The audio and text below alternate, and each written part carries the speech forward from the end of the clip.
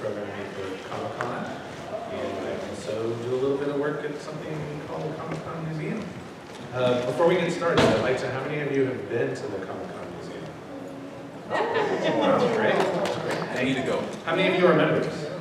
Oh my gosh, that's awesome. Thank you so much. We really appreciate it. Obviously, this is well, it's not the new, it's still a new venture, especially if you compare it to Comic-Con, right? I mean, I think we're going into our third year? Third year. Third year, and Comic-Con's been around for 54 or something, so it's a little bit different. But thank you so much to all of you who have been to the museum. I hope you all enjoyed it. For those of you that are members, I hope that you continue to enjoy it and use that membership. It really is a different venture in that the Comic-Con Museum really needs support, and for those of you that are members, thank you so much for that, and that's what's going to let us continue to keep hopefully doing cool things that you enjoy there. So for those of you that don't know, the Comic-Con Museum is in Balboa Park, and it was in the building that was the Hall of Champions, which was the sports museum down in San Diego. And one of the things that we do, I know one of the questions that we get asked a lot is, well, so what is the Comic-Con Museum? What's it about? A lot of people think that it's about about Comic-Con itself, and it talks about talking about what Comic-Con is in history. But in reality, it's more like what the Comic-Con event is, which is a museum to showcase pop art, pop culture, the things that you would expect to see at Comic-Con. And so with that, it's been a little bit of a challenge because we don't have a permanent collection. So we have a lot of different events that happen, as well as different exhibits that rotate through, several of which we're going to be talking about today. And we're really excited about this opportunity to be able to share pop art, pop culture with the world on a daily basis, but also to put the emphasis and importance on what pop art is, right? I think a lot of museums would kind of potentially not really consider comic art as something that they would put up on their walls, but we definitely believe that comic art deserves to be on museum walls, and it is an art form that deserves that kind of reverence, as well as that kind of appreciation. And also all of the pop culture elements that we enjoy too. Even though they're not necessarily considered fine art, it is an art that brings joy, it is an art that opens minds, it's an art that makes people feel good. And especially in the way the world is today, that is something that needs to be celebrated. So we really appreciate you coming to find out more about the museum. And with that, I would like to give an opportunity for our distinguished guests on the stage to introduce themselves. And despite being the one that's running the computer, I want him to introduce himself as well. So why don't we start with you, Cody? Hi, I'm Kirby Mitchell. I'm the marketing coordinator at the Comic-Con Museum, and I'm happy to be here. I'm Rita Vandergaal. I have the privilege of being the executive director of the Comic-Con Museum.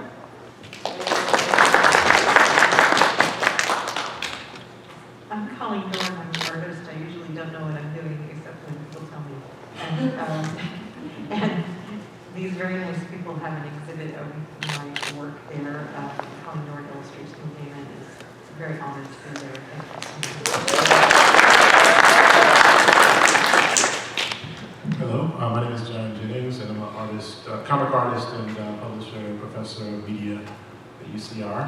And this is my first show at the Comic-Con Museum. I'm very excited about it, and thank you all for coming to support. Hi, my name is Charles Glaubitz. I'm a visual artist from Tijuana, and I'm part of an exhibition show coming out in May with San Diego Tijuana Design Capital, and I'm really excited. Don't give away too much. You gotta save that for the top.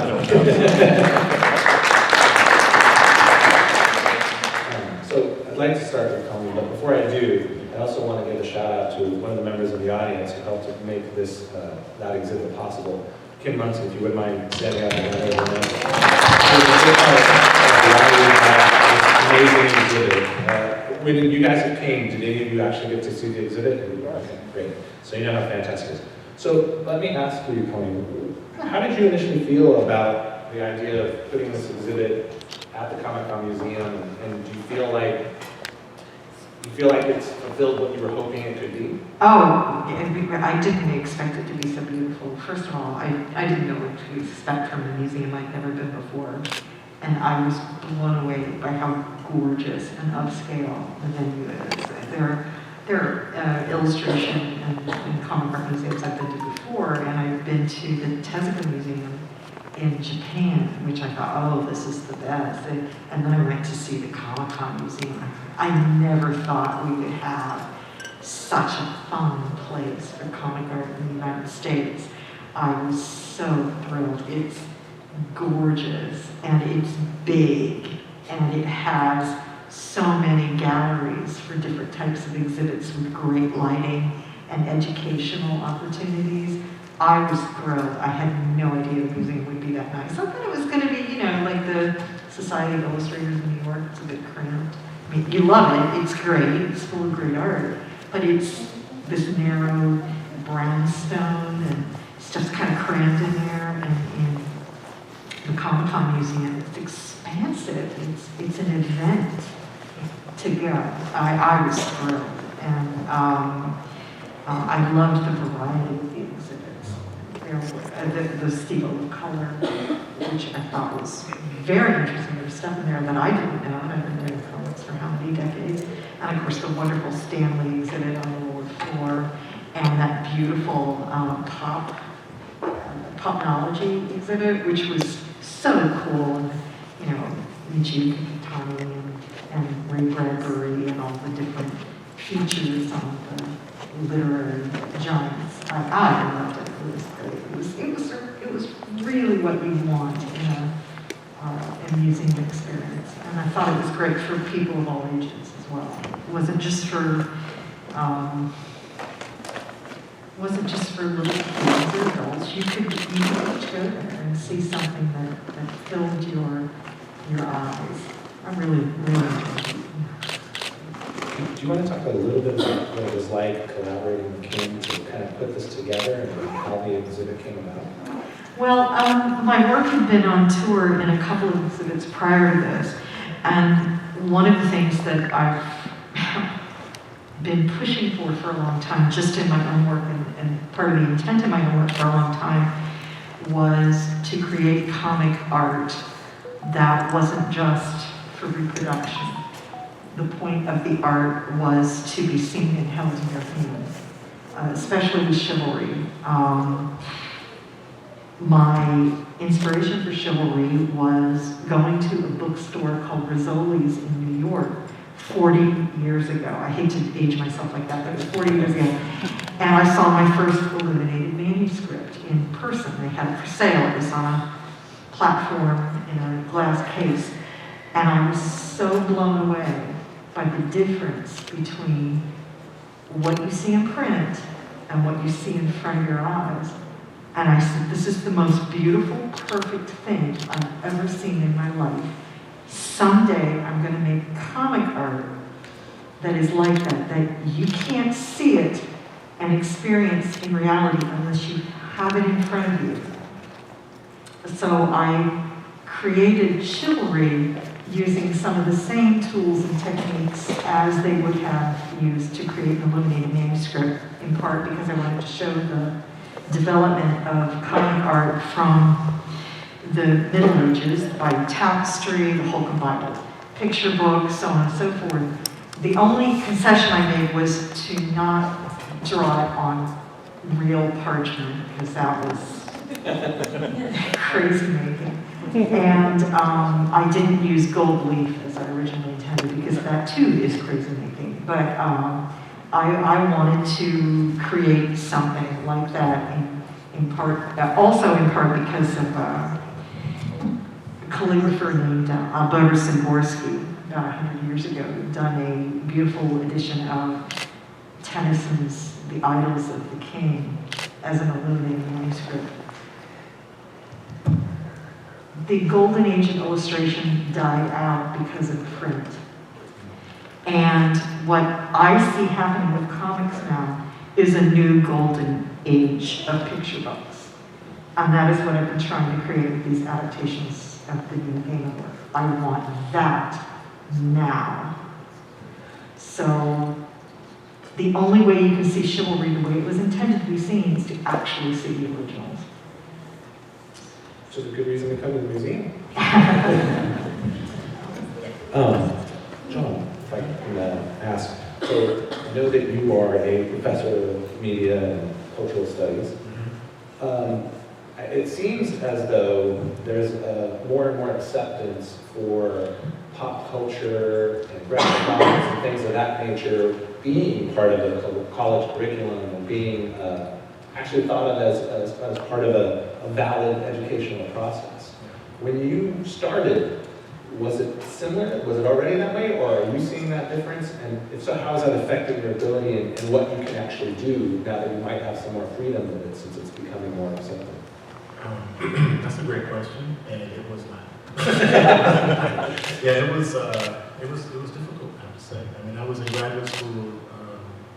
I think I finished up in like '97, something like that. And this is around the same time that Scott McCloud's first book, Comics, came out, Understanding Comics. And that was a really big, I think, it was like a lightning rod as far as like people understanding comics as a medium. Because as you all know, it's like there's a conflation between like genre, superheroes and things like that, and the medium of comics and stuff. And so we've been kind of fighting against that to a certain degree on different fronts, you know. And I think what's happened is a lot of us who were like into comics, you know, in that particular age, became administrators and professors and people who write pedagogy and things of that nature. And now you have, of course, programs where you can actually get a full-blown like MFA in comics now. You know, in several programs around the country, including CCA, SBA, you know, Savannah College of Art and Design. And so there's been a sea change to a certain degree, and also I think, of course, the internet has helped a great deal as far as like it being a visual medium itself. And so there's been a lot of things have changed. You know, I have to agree. So I teach courses on, I teach a course just on like comics and contemporary culture, which is about the culture of comics and fandom and things of that nature, and also just making comics. But also courses on science fiction, fantasy, horror, you know, because these are like really powerful storytelling mediums and storytelling areas. So we have to understand, like, we're made of stories, you know, it's, we're not stories, it's the first technology that we use to understand the world. And I think what's happened is because of the power of these particular images and how they're disseminated, it's really like shifted, it's been a kind of tectonic shift. And yeah, my classes are always like, remember about people who are interested in the work. I'll be teaching my comics course in, you know, this spring, and it's like, I think about 45, 50 students in it. It's always constant. So yeah, you know, I think it's been a really interesting front. It must be an amazing change that you've been seeing as you're starting. It is. I mean, you know, we have comics programs at like San Diego State and other places too, right? Yeah. And you know, there's also journals. You know, and also people realize that there's an academic conference that runs concurrently with San Diego Comic Conference. It's called the Comic Arts Conference. So yeah. So there's a lot of things happening that I'm very excited about. And if we're talking about things that run alongside Comic-Con, I would be remiss if I didn't mention CSEL, which is our Comic-Con conference for educators and librarians that happens at the library as well. That's right. I've done that before. Oh, good. No, good. And that is actually one of the things that differentiates that from anything else that we do is that's actually open to the public. So if you don't have a Comic-Con badge, that is actually something that you can attend. And obviously the panels are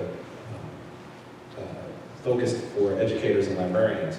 But I think if you have any interest in pop art or pop culture, that would be a really, really cool thing to experience. Because I think, to Mr. Jennings' credit, you know, he probably fought a little bit of a tough battle trying to make this type of art form be but educationally relevant. And I think a lot of what you see at at that conference is how teachers and librarians have latched onto that understanding that, like you said, we are stories, and this is a very powerful way to tell a story. And it's also a medium that anyone can tell a story, right? Because you see a pencil and a paper. You don't need a digital camera. You don't need special effects. And you know, pictures and words, I think, have always been an amazing way to convey emotion and then tell a story. So, not to interfere with or jump in on No, I think that was awesome. So, can you tell, or wait, did you have something you wanted to say? Did you have something you were going to say? Well, I just want to say that Colleen's exhibit is going away on April 30th. I don't want you to miss it if you haven't seen it, because it is really stunning and gorgeous. And John's exhibit begins on May the 9th.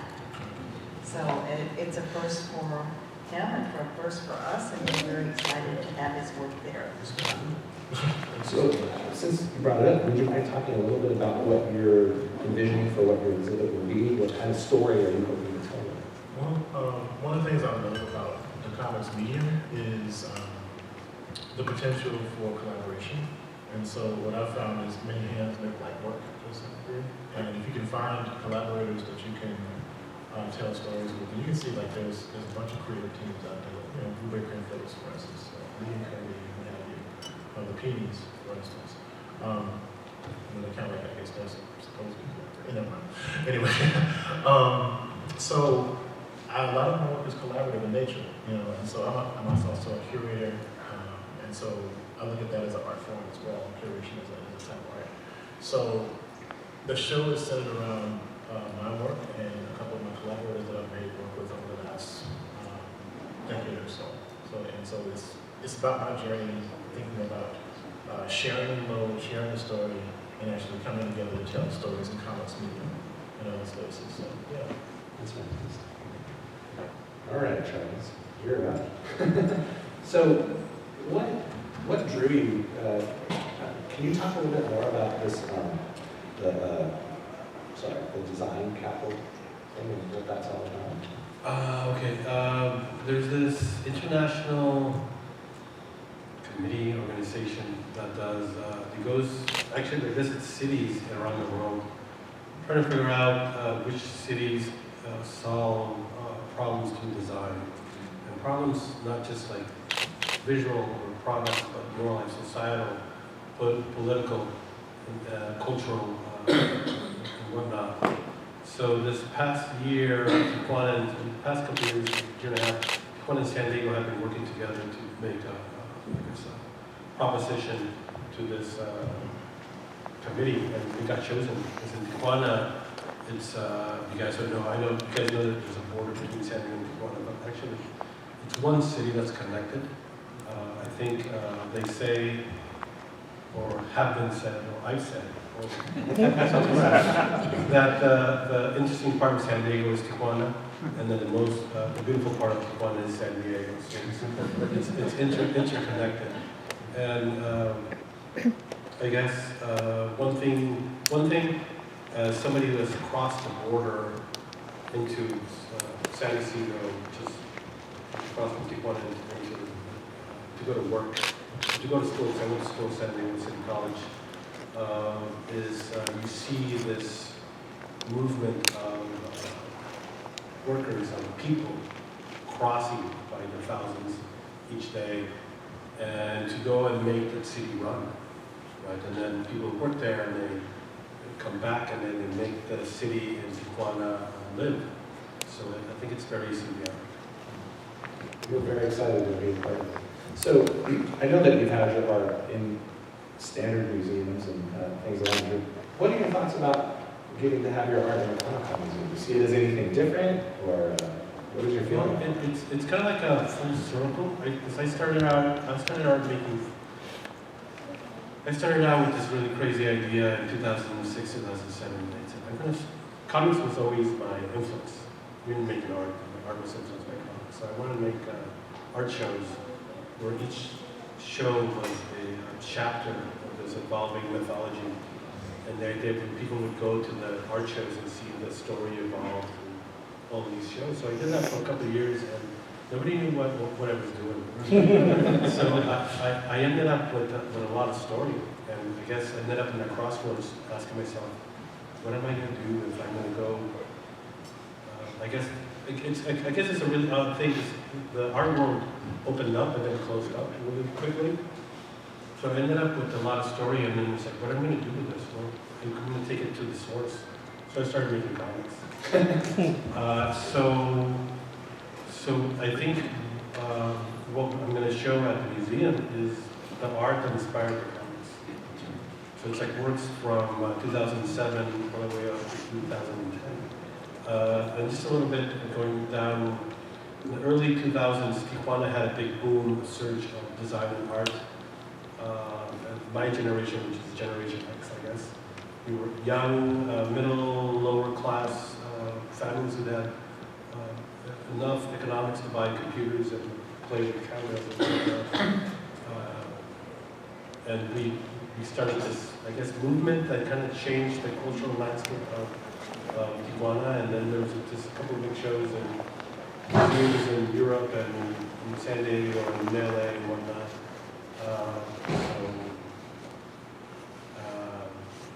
I guess I come from that movement. So it's coming full circle now, I guess, showing the original art that inspired comics. We have two other artists that will be a part of that. So, Rita, do you want to talk a little bit about the exhibit itself? Yes, so we want to be part of the World Design Capital Program. So we recruited, we actually worked with the Mexican consulate in San Diego to identify 3 artists from Tijuana that could bring their art to San Diego. And we've been working with you for a couple months now, trying to get everything approved and put together. And I'm going to be embarrassed. I got their names, just a second. I'm going to not do it justice in terms of the accents. So Charles, you can, it's the Artistas de Cómic de Tijuana is the name of the exhibit. It'll start on the same date, May the 9th. And we have Charles Glaubitz, Alejandra Yépiz Portillo. Is that close? Alejandra Yépiz. Y-E-P-I-Z. Yépiz Portillo and Urbano Mata. Urbano Mata. Okay. And they have very diverse styles of art, really colorful, and the storytelling is very different from what you see in the U.S. and very much cultural. And you know, they tell the story from Tijuana's perspective. We may tell the story from San Diego's perspective, and it's just interesting to see the differences, but yet the same things that flow together. And it's generational because I'm the Don't say a word. no, yeah. Most experienced. I like that better. There's one, the middle one, and Alejandra's the youngest. She's at like mid-20s, I think. Yeah. So yes, so we're excited to have the art there, and we're working hard. And they will be, this art will be taking Colleen's place up on the second gallery, and we're really excited to have it there. And our artist here, John, will be replacing our Steve Olaf exhibit, which is another exhibit that is really unique. I always hate to see them go because they become like my friends, and I love seeing them every day. And so it's we're actually have had 20 different exhibits in the museum so far. And you know, you get to know the artists. They come back. They're doing some programming with us. Once we bring them on board, and you'll have a chance to come and meet and greet and talk with them and see them. We haven't scheduled those dates yet, but we'll let you know. And we're happy to share that with you. So in a minute, I'm going to want to see if anybody in the audience has some questions. So to create a little bit of time so you can think about it, I'm going to throw a couple softball questions to the panel. So to start with Connie, what was the comic book or the first comic hero or the first artist that inspired you to want to become part of the comics world? Hal Foster's Prince Valley. Yeah, easy A. Yeah, I'm just in love with his stuff. Newspapers were hard to get where I know. I'm old, and B, we're poor. Experienced. Yeah, it's really old, and we were really poor, and couldn't afford comic books or whatever. I used to go get bottles out of the trash to get money to buy comics and stuff. And I would go around grubbing for people's newspapers to clip out the Prince Valley Sunday strips, and I saved them all. I absolutely love them. I mean, who wouldn't love him? He's just the most brilliant draftsman ever. And it was Hal Foster's Prince Valley. And the first graphic novels I ever saw, what do you think the graphic novel in Scholastic used to have these scholastic book fairs. They still do, actually. They still They still do. do. All the little elementary schools, and they have these hardcover Prince Valley books. This was in the 1970s when I was a kid. And you could go buy hardcover Prince Valley. And so I was like, that's a lot of Coke bottles. Yeah. So that was it for me, baby. Yeah. John, same question. Oh, man. Let's see. So I think I just love the medium from the get-go. I understand it was a medium at the time, but anything that looked like comic, I was trying to read. My mom introduced me to my first comics. You know, I was a really big reader, growing up. And I was really into mythology from different standpoints and stuff, particularly like Greek mythology, Egyptian mythology, Norse mythology, right? I was going to go with this. So she introduced me to like the Knight Thor, I miss the old school Thor. I do. I was like, where is Anyway, just to make sure everyone knows. Yeah. I'm referring to Tom, like he was a doctor Yeah. who had a staff, Yeah. and then when he wanted to become Thor, he pounded or turns out. Yeah. But now that's, well, he did, Tom that came back and he was crazy, he tried to kill Thor. Oh, that's right. So- Unfortunately, we just get Unfortunately. rabbit hole and come back out the rabbit hole. That's true. So yeah, people like I don't know. I'm trying to think. My favorite superhero, of course, is Daredevil. That's a lot of that's because of Frank Miller's work on Daredevil. Oh, fantastic. But also other than comics as well. I also like people like Frank Roberts. I love his shadow. I love his work. I was looking at folks, looking back at him like Bill Connell, Kurt Swan, Alice Toth, people like that. You know, I was really into those, really like clean lines. And but I was also looking at like, stuff like Casper from the Ghost and that stuff and things of that nature too. And believe it or not, like I came also in Mississippi.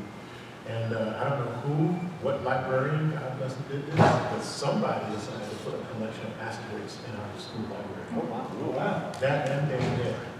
And damn there. And I was like, so I was blown away, and I was really exposed to that stuff early. And then I fell in love with Peony's work too, of course. So I had a lot of different, things. Yeah. Charles? Teams were the first.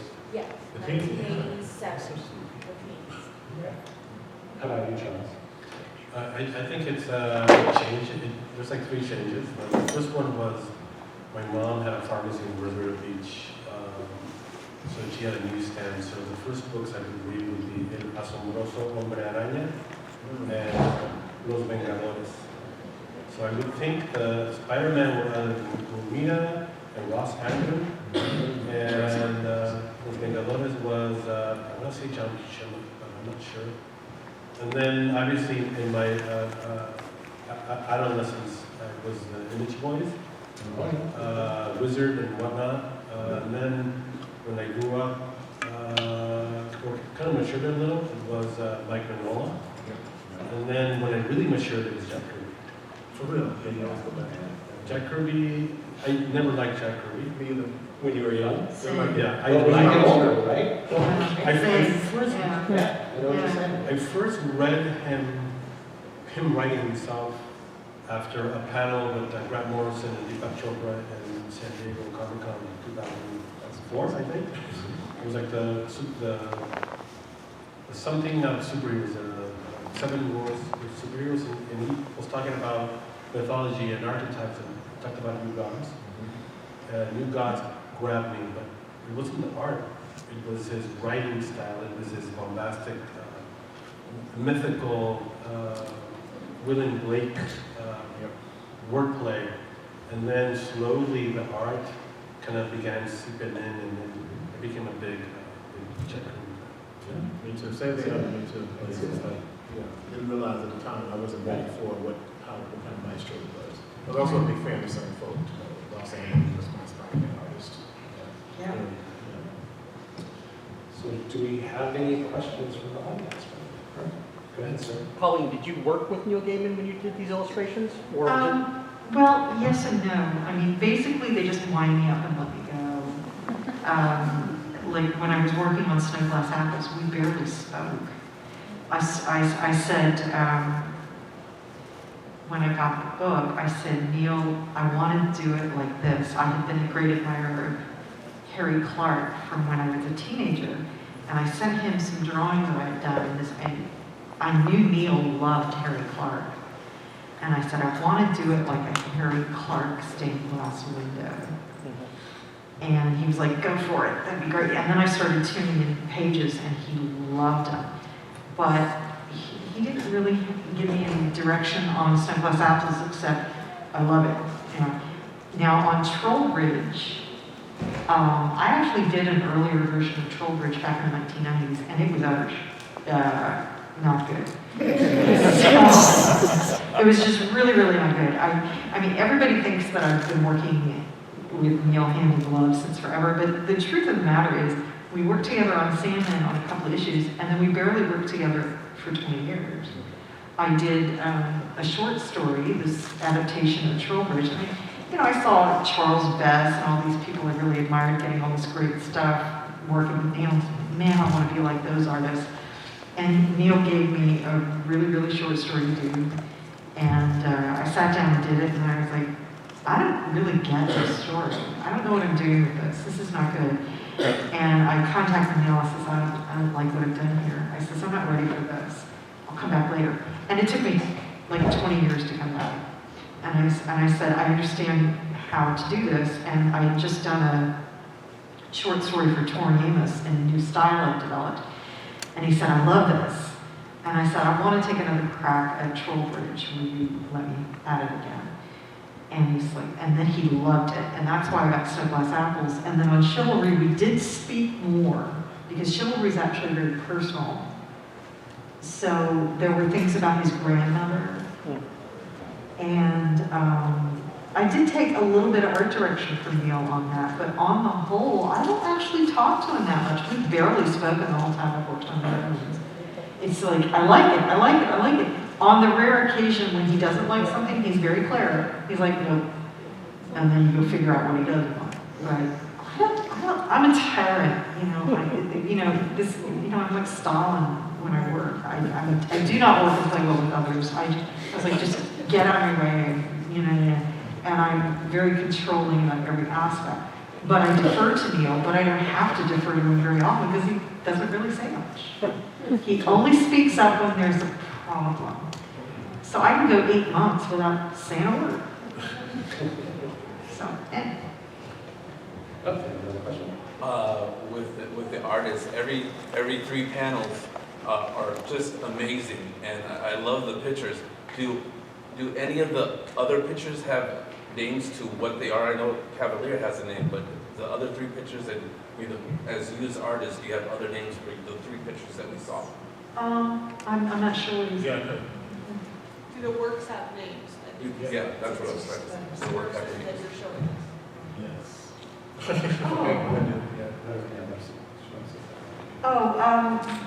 There's the cover of Chivalry, and the one in the middle, that's also from Chivalry. That's a double-page spread. I really hope you can go see this in the museum, because I used some really nice material. That's real gold on some of those pages. There's shell gold, there's gold acrylic. I also used watercolor paints. Some of them are made from semi-precious stones. I really wanted to make that connection between the illuminated manuscript and the rare and precious nature of that medium and make it into comics. I remember some guy going, oh, she's using gold in her comics instead of pretentious. I'm like, you really don't get what I'm saying with this project. The whole thing is a meta-narrative about the development of comics and narrative. Now, the one at the far right is from Sandman. That's from, what is it, Sandman Universe? I think that's it. Gosh, how weird is that? I don't even remember what I'm thinking. Sandman Universe, yeah. Sorry. Go ahead, please. I'm a huge fan of the museum, and I love going every time I'm in San Diego. I always try to stop by. One of the things I love about the museum is often the exhibits are for artists that are otherwise haven't sort of enjoyed much of the spotlight. So I'm curious, for the panelists, what comic art do you think you would love to see an exhibit for someone who hasn't really enjoyed that spotlight. Okay, that's a great question. So, I don't know this, but like Columbus, Ohio is a really big like comics town. You know, that's where the Columbus Crossroads comics are. There's a really strong like comics program there now at the Columbus College of Art, I think is what it is. Is it in Ohio State is where the Billy Ireland library is there too. So there's a bustling like community of underground artists there, and I've come across like some really talented underground artists in Columbus that happen to be African American, right? And also part of the punk scene as well. In fact, there's a young woman named Raina Buchanan who just worked with Silver Sprocket to do this book around like the black punk rock scene. I would love to see someone look at that particular subculture. I think they're doing some really, really interesting work. And I published one of them, Brian Christopher Moss. He did this book for us called A Full Path. And I just love that work. And I would love to see that. I think that would be really interesting. There's a movement where it's like a snapshot of some things that are happening in a particular space that you normally wouldn't see. And I feel like it's really energetic and exciting. I don't know. I spend most of the time locked in. But one thing is, I do think that San Diego has a nice zine culture that's been starting out for the past 5 or 6 years, and specifically through, and I'm going to go blank, there's this small shop, and I think it's in Adams Avenue, where they have laser machines. And they print for other people, but they also do community comics. And I'm just going blank right now who they are. And I think they're doing really interesting things where they're giving opportunity for people who don't have the opportunity to make comics. Well, the nice thing is you guys can film something. You might be able to like work with you on making that happen. So we'll see if we have more time for questions, but I don't want to forget that this is a panel about the Comic-Con Museum, and so I'm sure some of you will be interested in what's happening here. And so I would like to turn it over to Rita so she can talk a little bit about what's there currently and what's possibly coming, and maybe a hint of some good things in the future. So the next exhibit that we have coming to Comic-Con Museum is Becoming Betty Boop. And this is a really historic opportunity for us from the Fleischer Studios, which began back in the 1920s. And you may not know, but Betty Boop was the first female animated character that was ever created. And between 1930 and 1939, they produced over 60 different films featuring Betty Boop.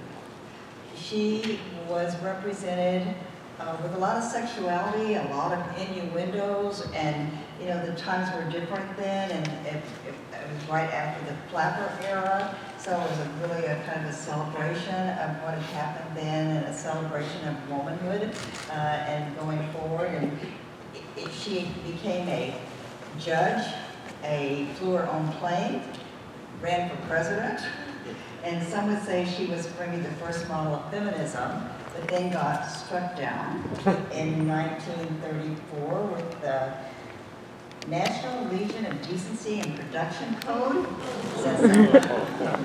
And Betty had to cover up, Betty had to change her tune, Betty had to become not so much a comic for, cartoon for mature audiences, but more of one for a younger crowd. And also with that came, Betty with the Spencer housewife or a career girl who no longer wore her famous earrings and hoop bracelets and everything, and her personality totally changed.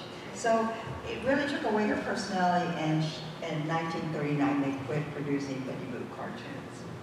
But it's so historic story. She came back in 1955 when Paramount The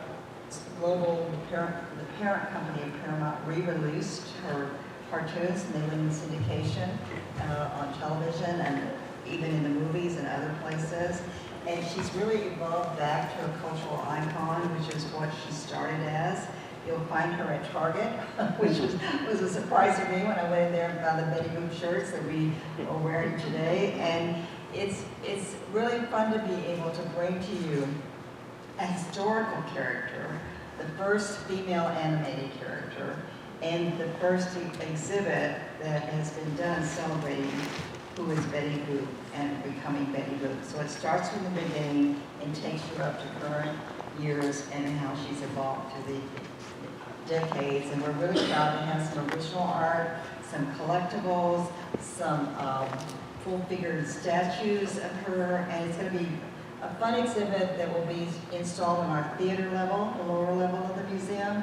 It won't open until June 28th. It'll be open for Comic-Con, so when you come back, you'll see that. It'll be fun. And we're going to be running 6 of her cartoons that have been remastered and developed and redone for new technology. It's still black and white. They look terrific. And so it's going to be a really, I think, a fun exhibit, something you'll learn a lot. You can explore it, and that's what is so much fun about the Comic-Con Museum is we have such a diverse bandwidth in terms of what we can do. We're really unlimited. We still got Popology, which will be leaving us on August 22nd, which is an engaging, interactive exhibit about how science fiction has become reality, and you can actually participate in many different ways. We still have the wonderful exhibit with Stan Lee that we're officially going to extend till June 15th.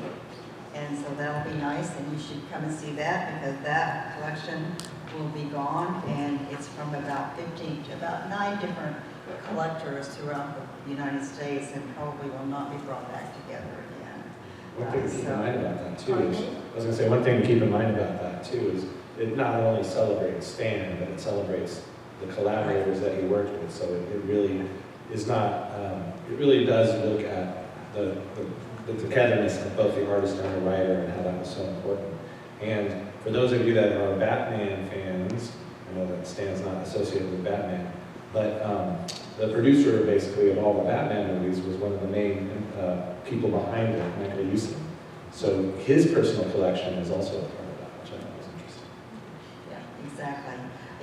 And as John said, collaboration is the key word for all these. Betty Boop is a series of collaborators too, through many different artists, many different voices that voice her characters through the years, and Stan Lee in particular. So many collaborators. It's really, and you do incredible collaborations with what you do as well. And so it's really wonderful to see all of the art that we have. We also have our education center, which is something that in just 3 years we've become known as the leader in education in Balboa Park. There's a program called School in the Park that's funded by Price Enterprises, and we are actually doing some pilot programming with them to expand our, not only the School in the Park, but also our makerspace activities. And Jewel is on our advisory committee. Thank you, Jewel. And we're working very closely with educators throughout San Diego County to kind of lead the creative forces in terms of bringing more art to children and Comics 101, how to add literacy and other things. I can write, but I can't say it. And so it's, you know, that's nice to see that evolve too, and it's a love of Comic-Con with panels like this, and also we carried that through the museum. That was one of the benchmarks that we wanted to have, is the education that comes with having a museum, so we're really thrilled about it. And if you haven't been to one of our makerspaces, they're for all ages. It's not just for children. We're doing robotics now because of technology. We will change. We have future exhibits, And we're evolving. We're going to be making more announcements at Comic-Con. We are changing again. As Eddie said, it's not static, it changes. If you don't have a membership, you need to get one. Because if you don't get there 2 or 3 times a year, you're going to miss some really incredible, awesome exhibits that really come about because of this long-term association with comics and with Comic-Con, and the museum is the beneficiary of that, and in some ways the legacy of what Comic-Con has created, and the opportunity to have a permanent location in Balboa Park where you can continue to celebrate the popular arts. So that's where we are, and that's where we're going, and we're hoping to see you all. I recognize a lot of you. It's nice to see you here. Thanks for coming, and come see us often. And there's some cool stuff. I wish we could tell you what's going on. There's some really cool exhibits. And going back to the Betty Boop thing with the Fleischer, I'm sure there's someone in the room who knows another character that the Fleischer company is famous for. Not that you're going to see something on the screen for it. But my hope is that we can also get that character to be represented in the museum at some point. Does anyone know who I'm talking about? The other characters? Go ahead. Who is it? Superman. Superman. Come on. So I was looking at you. That is interesting. But before we end, I would like to say for Kim and Colleen, it was a pleasure to work with you, to be you got to be part of the museum. We're so thankful, and we hope that we can continue to work with you in the future as well. And obviously for John and Charles, I'm looking forward to working with both of you and getting some panels and get some discussions. So this kind of hopefully will pique your interest on everybody on the panel, but if you want a longer, more extended and deeper dive into what it is that they do and why, we're definitely going to have them come to the museum to talk about their exhibits once they're open, and we're very excited about that. So again, thank you all so much for spending part of your